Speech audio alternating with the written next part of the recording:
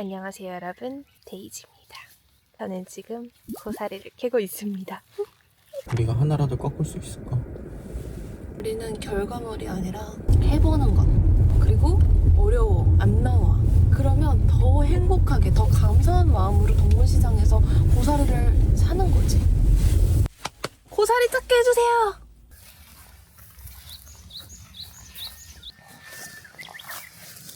여러분 보세요. 이거 고사리잖아요. 이게 이런 것들이. 이것도 고사리고. 살짝 위라 그랬어. 여기 너무 뿌리 쪽 말고. 고사리.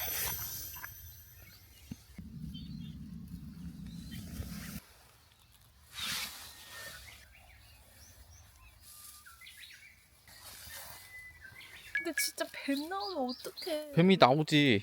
싫어. 사 먹어. 사 먹어. 아니 그래도 1인분 파스타는 나와야 될 거 아니야. 파스타 1인분만 캤습니다. 너무너무 재밌었다. 한 번도 고사리를 캐본 적이 없는 거예요. 봄만 되면 고사리 파스타를 그렇게 먹으면서 갑자기 안 해본 것, 고사리를 캐보고 싶었습니다. 그 이유가 두 가지인데, 첫째는 어제 읽은 책에서 가지치기 하지 않는 나무는 자라지 않는다. 도전도 하고 넘어져도 봐야 성장한다. 제가 나이가 들수록 좋아하는 것만 계속 좋아하고 좋아하는 걸 좋아하는 게 더 좋아지는 거예요. 그러다 보니 새로운 것, 익숙하지 않은 것은 좀 멀리하고 두려워하고. 다음으로는 에포케 스튜디오 홍유진 대표님의 인터뷰를 읽게 되었는데, 대표님이 열린 책들에서 일하셨을 때 베르나르 베르베르가 출장 올 때마다 작가님이 늘 에포케 타임을 가졌대요. 에포케가 철학 용어로 판단 보류거든요. 그래서 모든 선입견, 편견을 내려놓고 명상을 하는 거예요. 깨끗한 마음, 깨끗한 시선으로 대상을 바라보자. 그 단어가 너무 좋아서 독립하셔서 새로운 출판사 이름을 에포케 스튜디오라고 지으신 거예요. 나도 에포케 타임, 다정함이라는 게 그런 낯섦을 계속 받아들일 때마다 생기는 거라고 믿거든요. 그렇게 다정한 인간이 되자 하면서 저는 늘 좋아하는 것만 더 좋아하는 것에 푹 빠져 있었던 거예요. 정말 좁은 의미에서의 저의 에포케 타임을 가져서 다정함을 축적해보자. 새로운 즐거움을 느껴보자. 낯선 것들을 해보는 시간들을 갖자. 그리하여 고사리를 캐보았다. 재밌는 경험이었어요.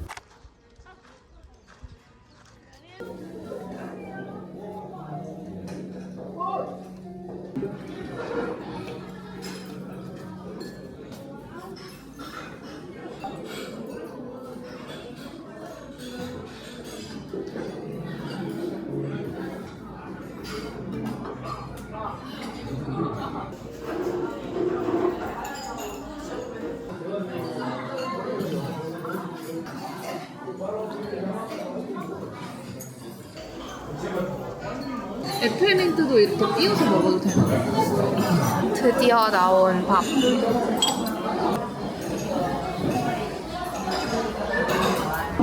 고사리. 진짜 맛있어. 정말 맛있죠?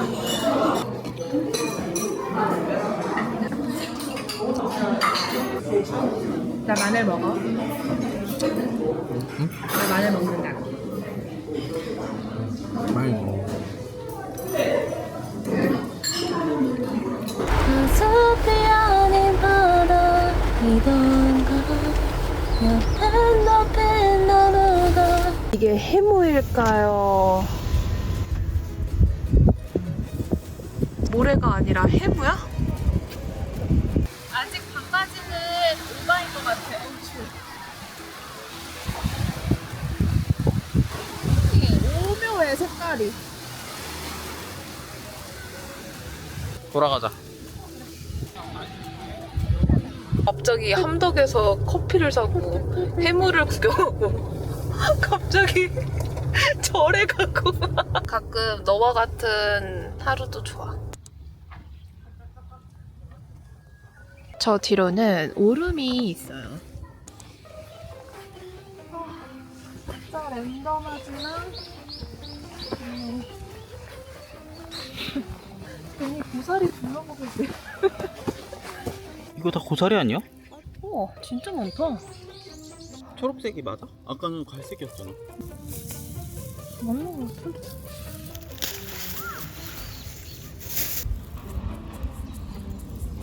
이게 고사리든 고비든 즐거웠습니다.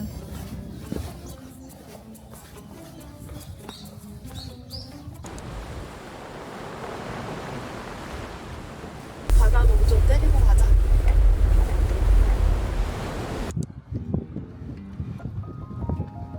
더비 is free.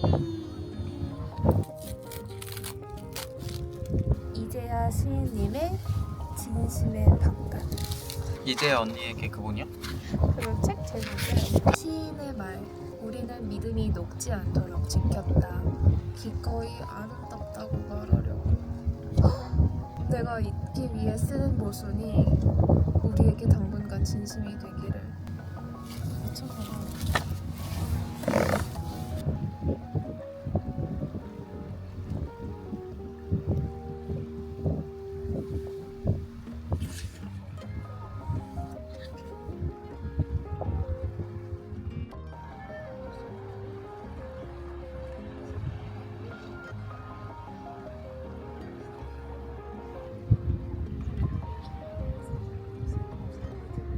아니 내가 고비랑 고사리를 계속 구분하려고 하는 게 고비를 잘못 먹으면 죽어 사람이.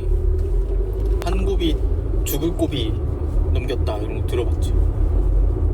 고비.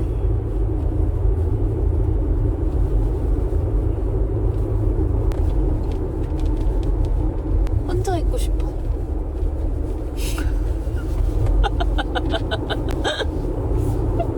미투. 저도.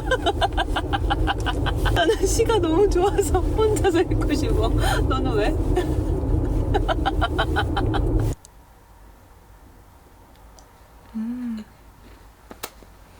Earl Grey 스케어는 Earl Grey 티.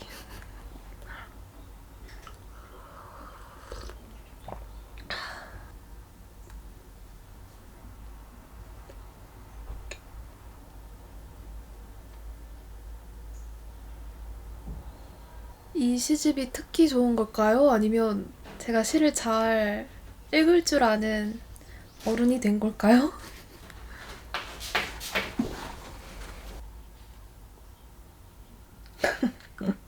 왜 이렇게 웃기냐 이 시. 황유경 시인의 나는 적극적으로 각오가 된다인데 시의 제목 실. 싫다할 때 실. 뭐가 뭔지 몰라서 말하지 못해 좋지는 않은데 실. 실도 뭣도 모르면서 도리도리 부정하던 나는 실. 뭐지? 뭐가 달라진 거지? 독서의 시간들이 저를 그렇게 만들었나 봐요. 저도 모르는 새 에포켓 타임이 쌓였나 봐요. 너무 이상한 경험인데? 그럴 수가 있다고? 귀에 구름을 하나 얹어봅니다. 제 생각에 제가 한 달 동안 보컬 레슨을 받았었잖아요. 그때 가사말이라는 거를 단어마다 끊어서 해석하고 읽어내는 작업을 했었거든요. 노랫말을 그렇게 음미해 본 적이 없어서인지 정말 신선한 경험이었고, 이전에는 좀 멜로디가 좋은 노래를 따라갔다면 그 한 달 동안 보컬 레슨을 받은 게 가사를 먼저 보는 그 의미를 생각하는 습관을 만들어줬는데, 그게 또 시랑 연결되는 게 아닐까. 또 근래 제가 해외 소설보다 한국 문학책을 많이 읽고 있거든요. 그것도 영향이 있을까? 어떻게 제가 시 읽는 사람이 됐죠? 물론 이재하 시인님의 시들이 난해하지 않고 잘 읽혀요. 너무너무 아름다운 가사말 같아요. 한강 작가님의 책 마저 읽어야겠다. 바람이 분다 가라. 주인공의 화가 친구가 죽어서 작업실에 방문을 했는데 그 그림들이 친구 것이 아니라 나의 삼촌 것이었던 것. 거기까지 기억을 하는데 다시 읽으려고요. 이제야 시인님의 시를 읽으니 갑자기 읽다만 책을 읽고 싶은 마음이 생겼어요.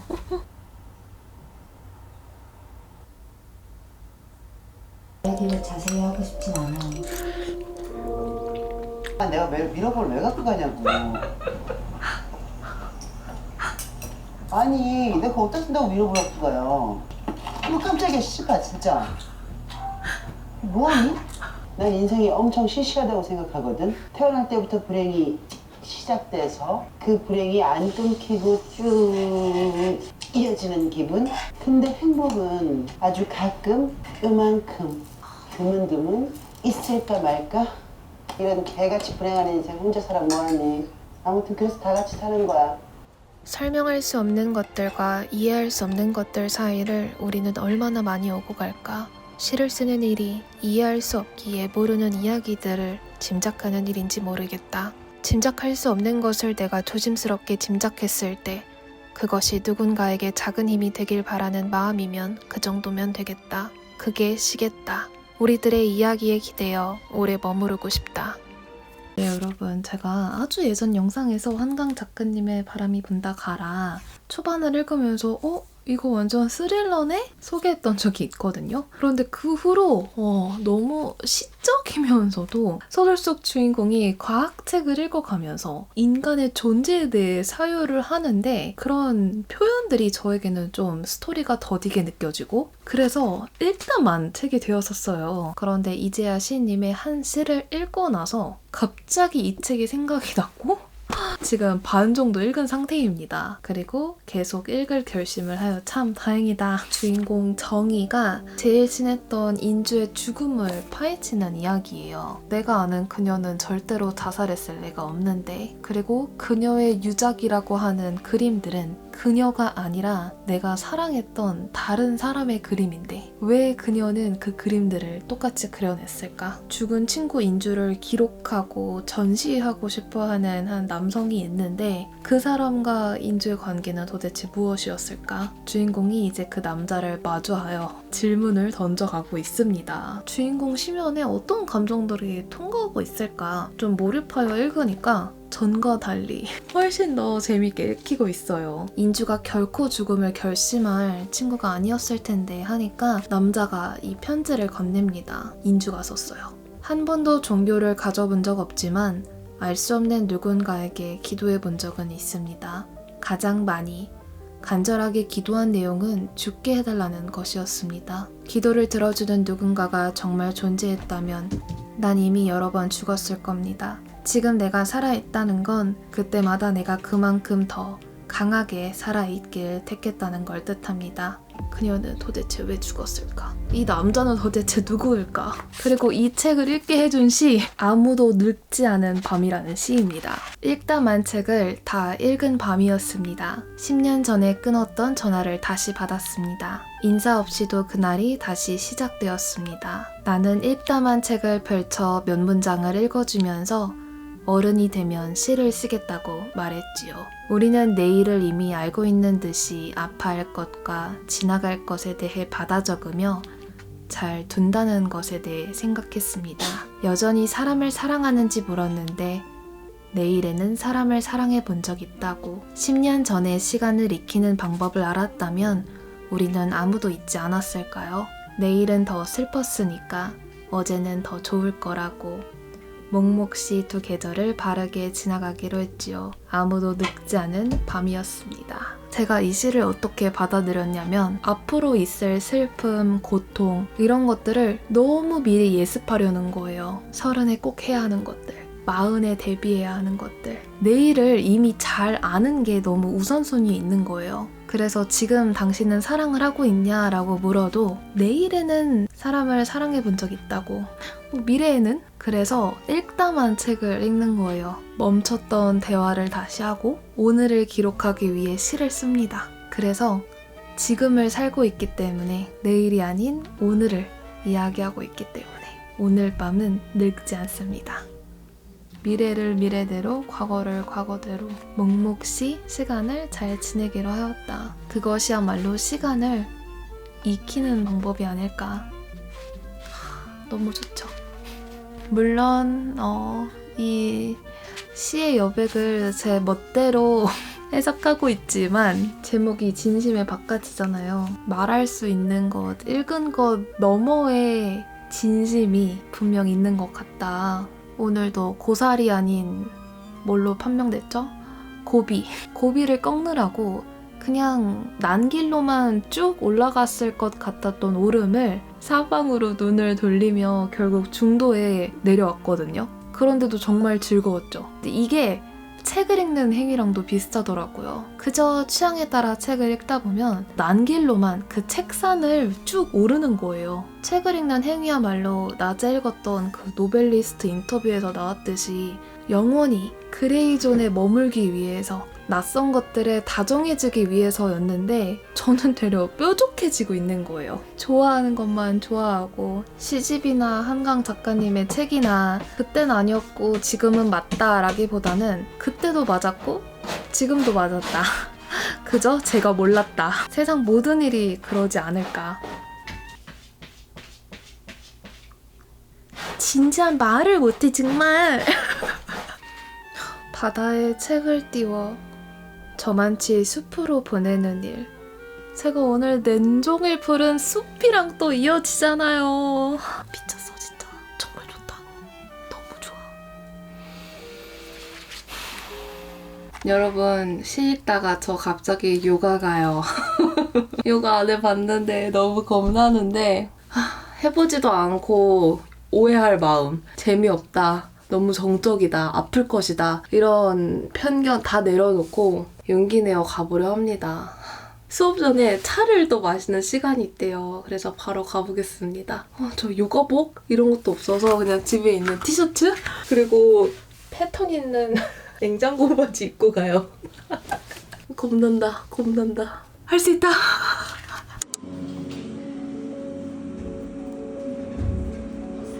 요가하는 내내 시집을 읽으며 동그라미 쳤던 단어들을 몸으로 안았습니다. 둥근 희망, 안전한 고통, 귀에 구름을 얹기, 서로를 위한 틈, 낯익은 공백. 요가는 멈춘 지루한 시간이라고만 생각했는데 되려 빛을 모으는 시간이었어요. 빛을 또 모아야지. 낮과 밤을 다시 제자리로 돌려두었다. 우선 쉽지 않았다. 선생님의 목소리에 따라 여러 자세를 난이도 하, 중, 상 순으로 연결해서 합니다. 그래서 제 수준이 하, 초보자면은 그걸 계속 유지하는 방식으로 이어지는데 저는 하! 자세가 틀릴 때마다 교정해 주시고 제가 국민체조 좋아하잖아요 여러분. 그 국민체조를 아주 섬세한 호흡을 하는 운동으로 바꾼 느낌? 너무 좋았어요. 진짜 좋았고 중간중간 해주시는 말씀이라든지 또 수련 말미에는 15분 동안 그냥 누워서 명상을 하면 끝을 내는데 수련한 후에는 몸이 차가워져 있기 때문에 이불을 덮으라는 거예요. 근데 저는 수련 내내 땀을 뻘뻘 흘렸거든요. 그래서 아니 무슨 겨울 이불이야 했는데 진짜 눕자마자 온몸이 추워지는 거예요. 너무 신기한 경험? 그리고 숙련자분들을 바라보는 것만으로도 경탄, 경외, 존경? 진짜 그런 깨끗한 존경이 막 우러나는 그런 경험을 했어요. 그리고 나도 저렇게 되고 싶다. 머리부터 발끝까지 그 몸을 느끼는 시간이 너무 신비롭달까? 모든 요가가 다 그런지는 모르겠는데 이 전통 요가가 저한테는 잘 맞는 것 같더라고요. 계속 미소를 짓게 되네요. 요가 하신 분들의 이야기 너무 궁금해요. 어떻게 시작하셨는지, 얼마나 좋아하시는지 들려주세요. 이야기 듣고 싶어요. 좋다. 너무 좋다. 아무튼 요가 읽어야지. 에포케다 진짜 에포케.